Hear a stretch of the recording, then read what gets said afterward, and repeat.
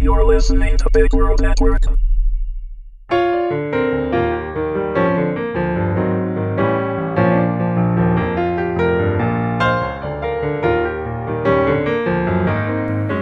Amazing Grace, Episode 6.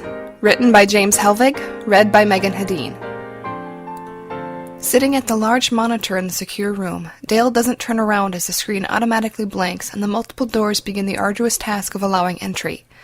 Moments later, Kat enters the space and takes a seat at the large table, noting Dale's tension and waiting in silence for the senior non-com to arrange his thoughts. Turning to face his friend and commander, Dale sees the concern and care in her open features. Before he can speak, Kat smiles and greets him. "Good morning to you too, Sergeant Major. The secure room is a bit formal for a farewell, don't you think?" Seeing his somber mood and deepening scowl, Kat hurriedly adds, "They're as ready as they can get, Dale, for a trio of amateurs, anyway."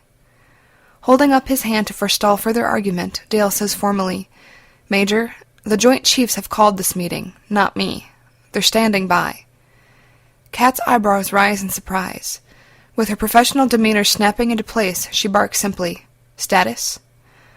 Sighing, Dale responds with a shake of his head, answering, "Unknown. I do know, by their body language, that they're shitting kittens about something." Ignoring the snide comment, Kat nods. Straightening her posture and facing the screen squarely, she says softly, "On screen, Dale." Touching a key, the monitor brightens to life, showing the Pentagon War Room where the assembled heads of the military and intelligence sit, their heads swiveling to face the main pickup camera. A gray-headed general inclines his head slightly at the screen and greets the duo by saying briskly, "Good morning, Major." A wisp of a smile is followed by, "Sergeant Major, I thought you'd retired." The general's green eyes stare shrewdly at each of them for a full 3 seconds before he comes to a decision and nods. His nameplate declares, Wazire.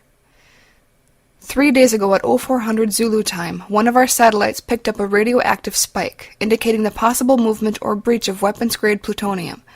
That breach has been confirmed and its location verified. 142 miles from Edmonton, Canada, a medium-sized moving truck went over the rails on an icebound road. The contents of that vehicle were, among other things, a Soviet-built tactical warhead. Its occupants were unfortunately killed, but we have determined that they were both members of a professional paramilitary organization. Dale and Kat are unconsciously leaning forward in their seats. Grimly, General Wazire continues, "Our intelligence agencies have only been able to confirm 2 other pieces of data so far. One is that there are a total of 4 of these things missing in the Soviet inventory, and we can only account for 1. And 2, the same mystery arms merchant you're currently looking for appears to be funding this operation. I don't have to tell either of you that this is the top priority in the nation's security. The Homeland Security Acts are allowing us unilateral freedom to operate as of right now." Scowling at the camera and leaning forward, the general continues with a scowl. "I don't care what it takes, or who. You draw this bitch out, Major. Understood?" "Aye, aye, sir," Kat responds. The general sits back in his chair, looking around at his seated counterparts. Taking a sip from a large water bottle, he glares at the screen, saying softly, "You have authorization to pull whatever you need.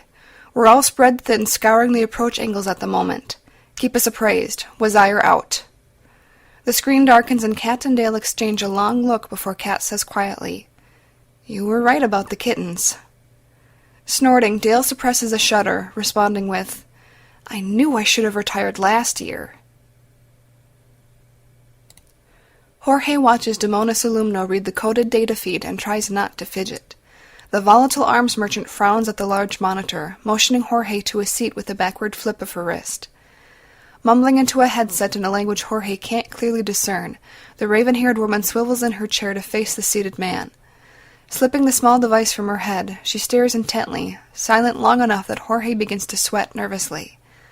Grunting, Demonis Alumno places her elbows on the oversized desk, propping her chin on her clasped fingers.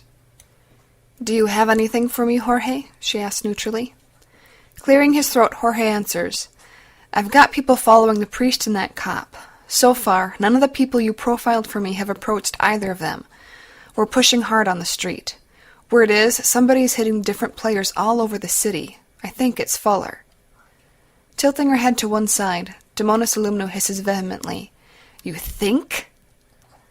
Lifting her head, she slams her hands flat down on the desk with a loud thump and stands quickly. Leaning across the table and glaring at the startled gang leader, Demonis Alumno continues. I don't pay you to think. I pay you to do. Do only what I tell you to do. Stammering, Jorge desperately tries to deflect the sudden onslaught. Voice rising above his explanations, Demonis Alumno shouts, Shut up! His mouth closing with a snap, Jorge nods, gripping the arms of his chair tightly and maintaining eye contact with the unstable woman. His thoughts run rampant.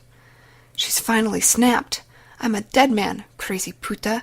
She can't find Fuller either. Oh, Nana, I'm sorry.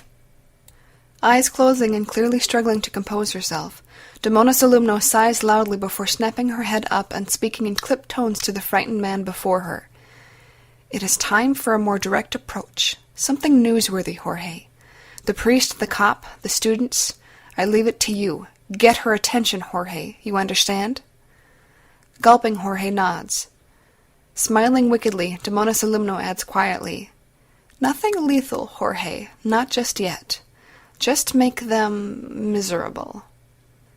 Releasing his white-knuckled grip on the chair, Jorge pushes to his feet, facing the woman and waiting to be dismissed. Folding her arms across her chest, Demonis Alumno breathes deeply, enjoying his discomfort. Pointing at the door, she lowers her voice, modulating it to a purr and saying throatily, I'll be watching, thinking man. Don't disappoint me. Mouth dry and stomach churning, Jorge answers, I won't. Hurrying to leave, hating the stink of his own fare, Jorge strides quickly to the exit. You're there, I'm getting ulcers. There must be something. Mierda. Belching loudly, Mac juggles his keys while he searches for his car in the crowded lot, jammed in between a couple towering buildings a few short blocks from his favorite all-night eatery. The sleepy attendant had been more than happy to let him amble across the structure and get his own vehicle at this early morning hour. Spying his beat-up department-issued Ford tucked near the rear corner, Mac alters his course, stopping to light a cigarette. Fishing the lighter from his jacket pocket, he brings it to the dangling cancer stick with the unconscious ease of long repetition. As his thumb spins the tiny metal wheel, the expected spark ignites at the same moment as the entire boxed-in space erupts in flashbulb brightness. Mac's eyes widen in surprise, his chin just starting to rise as the sudden hot rush of expanding, superheated air slams into him, tossing him violently backwards. The sound of torn and twisted metal is lost in the deafening explosion that engulfs his vehicle and those surrounding it. As he slams to the pavement, the coppery taste of blood and the smells of scorched clothing and singed hair are the last things his senses register before the world goes black.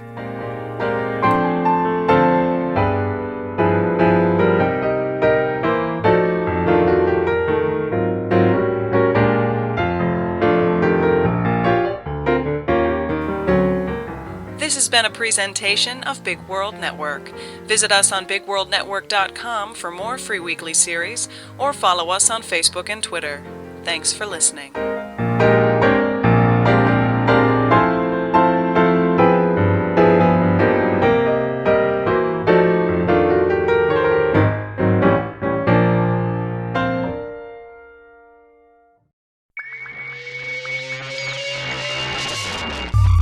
You're listening to Big World Network.